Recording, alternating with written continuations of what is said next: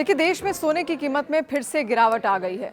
19 मार्च की सुबह राजधानी दिल्ली में 24 कैरेट गोल्ड की कीमत 1,57,890 रुपये प्रति 10 ग्राम रह गई।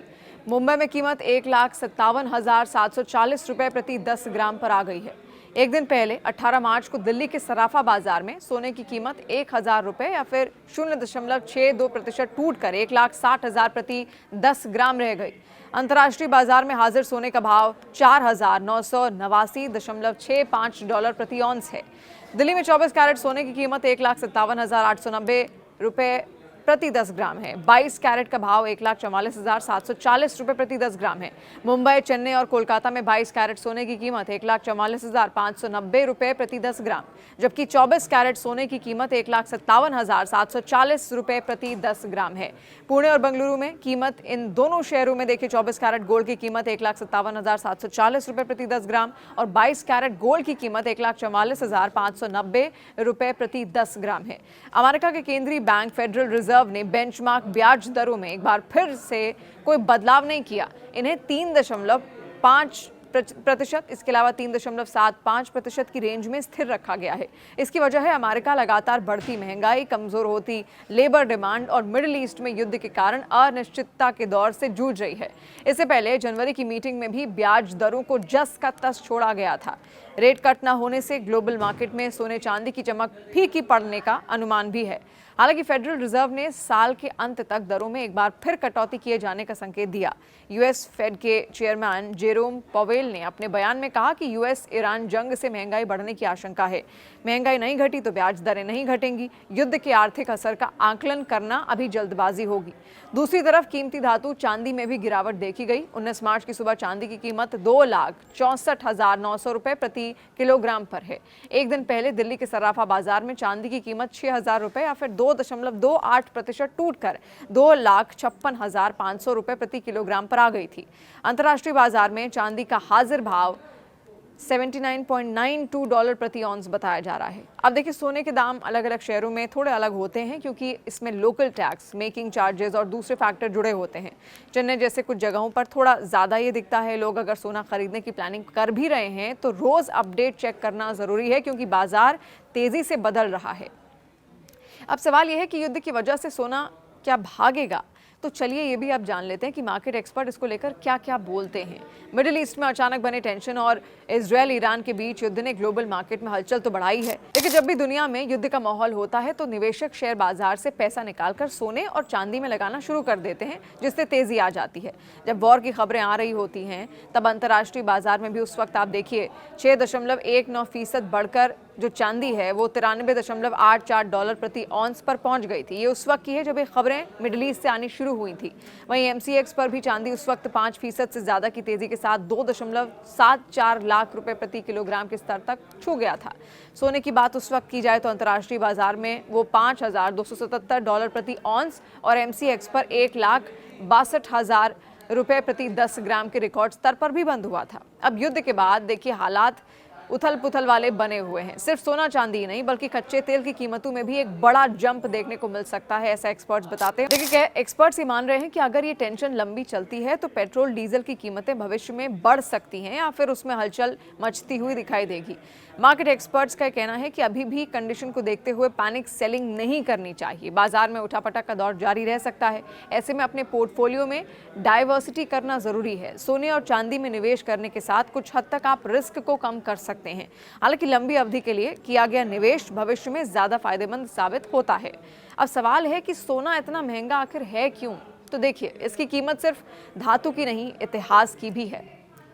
सोने की चमक सिर्फ उसकी खूबसूरती के कारण नहीं बल्कि उसकी दुर्लभता, स्थिरता और इतिहास में निभाई गई भूमिका के कारण भी है। धरती पर सोना आज जितना है उससे कहीं ज्यादा हिस्सा करोड़ों साल पहले उल्काओं की बारिश से आया था। यही कारण है कि सोना जमीन में बेहद कम मात्रा में मिलता है और इसे निकालना भी बहुत कठिन है। इस दुर्लभता से शुरू हुई इसकी कीमत देखिए, सोना न जंग खाता है, न काला पड़ता है और न ही समय के साथ इसकी गुणवत्ता बदलती है। यही कारण है कि राजा महाराजा से लेकर आधुनिक निवेशक तक इसे मूल्य की सुरक्षा मानते थे। इतिहास में युद्ध, आर्थिक संकट, देशों का पतन, हर परिस्थिति में सोना हमेशा अपनी कीमत बनाए रखता है, जबकि दूसरी संपत्तियां गिरती चली जाती हैं। एक महत्वपूर्ण बात यह भी है कि दुनिया में सोने की सप्लाई बहुत सीमित है, लेकिन मांग लगातार बढ़ रही है, चाहे ज्वेलरी हो, निवेश हो या तकनीकी उपकरण। जैसे जैसे अस्थिरता बढ़ती है, लोग सुरक्षित विकल्प की तरफ जाने लगते हैं और हर बार ये भरोसा सोने पर ही आकर टिकता है। सोना धातु नहीं, विश्वास का एक पुराना स्वरूप भी है। एक आम सवाल ये भी आता है कि सोना खरीदने का सबसे अच्छा समय आखिर कब है? तो देखिए, सोना हमेशा से धन और समृद्धि का प्रतीक रहा है। अनिश्चितता के समय में सोने का मूल्य अक्सर काफी बढ़ जाता है, जिससे कई लोग अपनी संपत्ति की सुरक्षा और संरक्षण के लिए इसे एक सुरक्षित निवेश के रूप में भी देखते हैं। सबसे पहले आइए समझते हैं कि हजारों वर्षों से सोने को मूल्य के भंडार के रूप में क्यों महत्ता दी गई है। ब्रिटिश पाउंड या अमेरिकी डॉलर जैसी फिएट मुद्राओं के विपरीत सोना किसी भी सरकार या अर्थव्यवस्था के प्रदर्शन से जुड़ा नहीं होता। ये एक सीमित संसाधन है जिसका उपयोग सभ्यताओं में मुद्रा के रूप में किया जाता रहा है और मुद्रास्फीति या नीतिगत परिवर्तन के कारण इसका मूल्य कम नहीं होता, जिससे ये एक सार्वभौमिक परिसंपत्ति बन जाता है। आर्थिक अस्थिरता के दौर में या भू राजनीतिक तनाव बढ़ने पर निवेशक अक्सर सोने की ओर रुख करते हैं, क्योंकि ये मूर्त और विश्व स्तर पर मान्यता प्राप्त भी है। ये मुद्रास्फीति और मुद्रा अवमूल्यन के विरुद्ध एक सुरक्षा कवच प्रदान करता है। यही कारण है कि कई लोग सोने को सुरक्षित निवेश मानते हैं, क्योंकि अनिश्चित समय में भी इसका मूल्य स्थिर रहता है या बढ़ता है।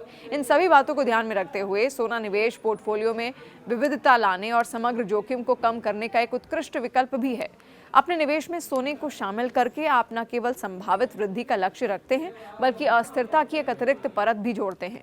चाहे आप सोने की भौतिक छड़ें या फिर सिक्के रखना चुनें, ETF के माध्यम से निवेश करें या सोने से संबंधित शेयरों की खोज करें, यह आपके पोर्टफोलियो को संतुलित करने और दीर्घकालिक धन की रक्षा करने में एक महत्वपूर्ण भूमिका निभा सकता है।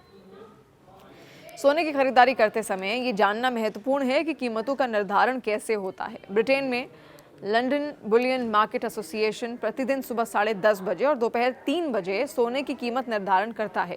इन निर्धारणों में प्रमुख व्यापारिक कंपनियां शामिल होती हैं और ये विशिष्ट समय पर बाजार की अहम सहमति को दर्शाते भी हैं, जिससे वैश्विक स्तर पर उपयोग की जाने वाली एक मानक कीमत स्थापित करने में मदद मिलती है। सोने की कीमतों के 2 मुख्य प्रकार भी हैं, हाजिर कीमत और भविष्य की कीमत। इन दोनों के बीच के अंतर को समझना इस बात का आकलन करने में महत्वपूर्ण है कि सोना खरीदने का अच्छा समय कौन सा है।